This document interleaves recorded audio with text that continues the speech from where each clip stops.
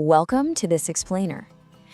Over a typical lifespan, you're going to spend roughly 6 entire years actively dreaming. 6 years. That is a massive chunk of your life locked inside these highly immersive, wildly detailed simulated worlds. Today, we're diving deep into the profound neuroscience of exactly how, and honestly why, our brains construct these bizarre nighttime realities from scratch. But before we get into the nuts and bolts of the anatomy, just stop and ask yourself, why does the brain generate these intense, vivid hallucinations while we're literally completely paralyzed in bed? It's kind of a crazy biological paradox, right? Your body is practically shut down in clinical paralysis, but your mind is running marathons, fighting off imaginary foes, or exploring completely impossible landscapes. So what's the actual physical machinery driving all this intense nightly exertion? And what is its ultimate biological purpose?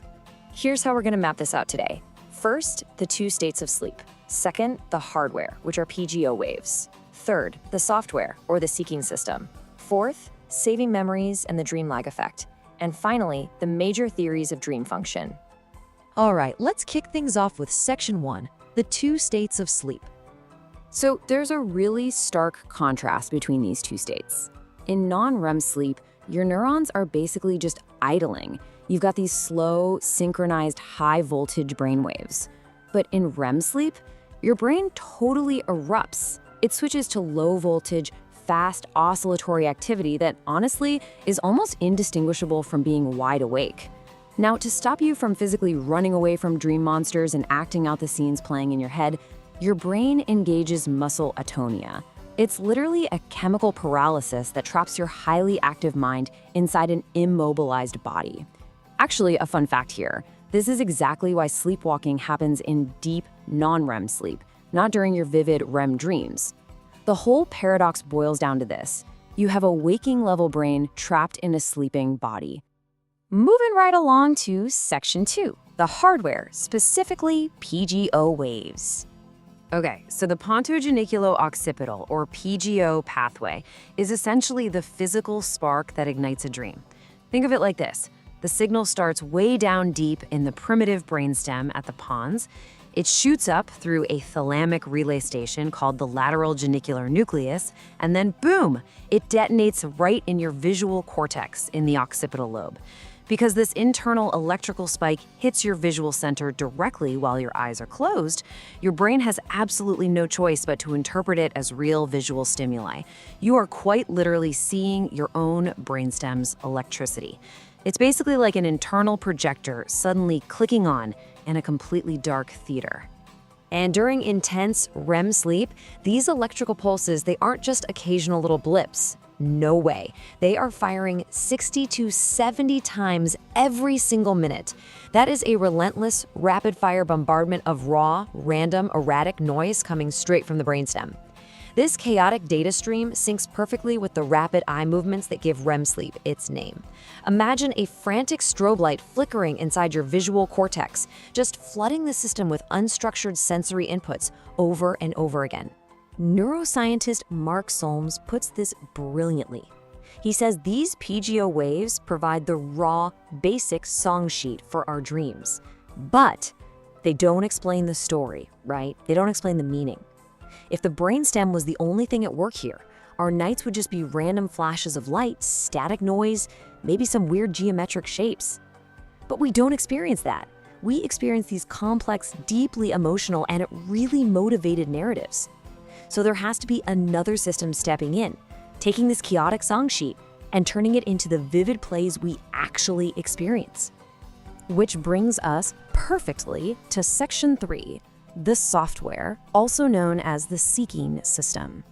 To figure out why random static feels so incredibly meaningful, we have to travel up to the forebrain. Enter the seeking system. This is a super important dopaminergic pathway in your brain. It completely governs your motivation, your appetitive behaviors, and your emotional needs.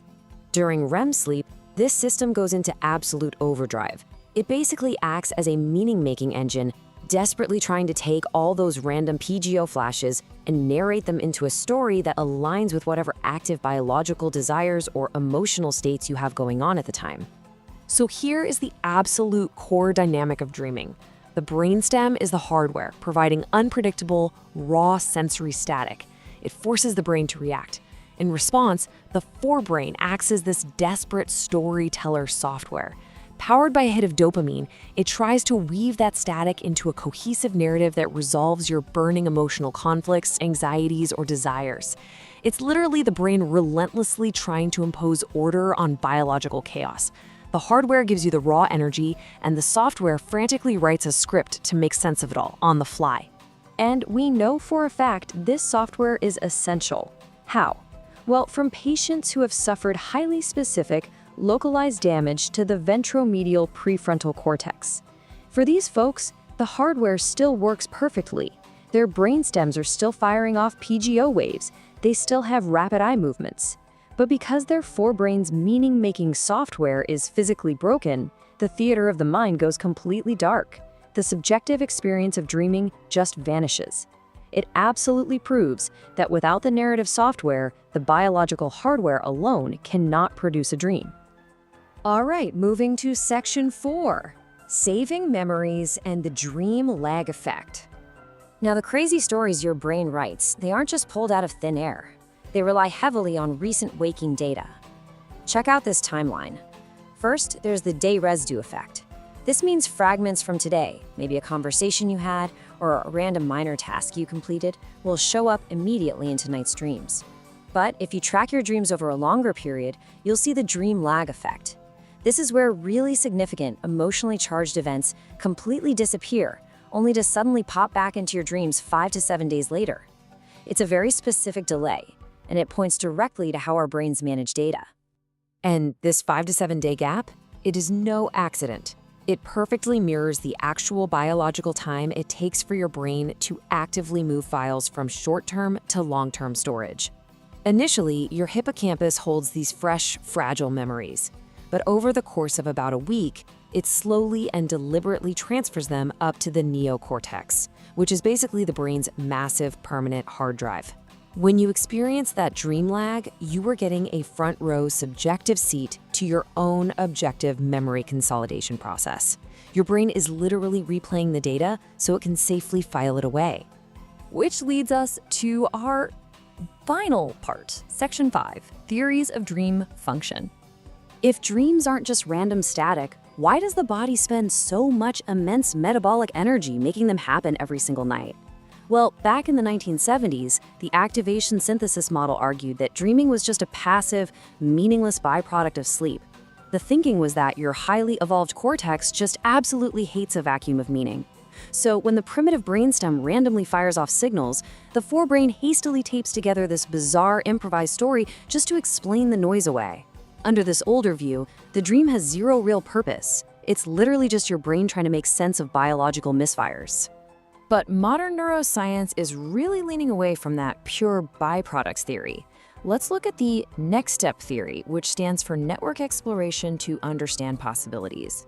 It argues dreaming is highly deliberate. Instead of a random mashup, your brain is intentionally searching for distant, weak memory associations that you would normally just filter out or ignore while you're awake.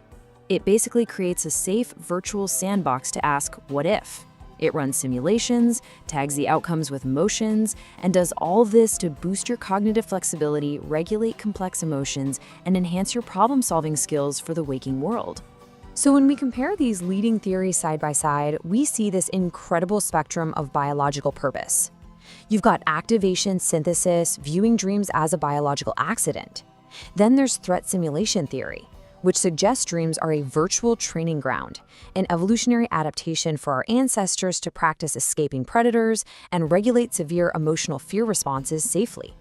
And of course, memory consolidation, which sees dreams as the visible byproduct of massive nightly data organization. Ultimately, the complex neurobiology suggests the truth is probably this highly evolved, elegant combination of learning, long-term memory storage, and emotional regulation. As you process all this incredible neurobiology, I want to leave you with one final, kind of mind-bending thought. During REM sleep, using absolutely nothing but erratic electrical spikes from the brainstem and a splash of dopamine in the forebrain, your mind builds a world so detailed, so incredibly convincing that you believe it is entirely real until the exact second you wake up. So, if your brain is that remarkably good at hallucinating a reality in the pitch dark, what exactly is it doing while your eyes are open?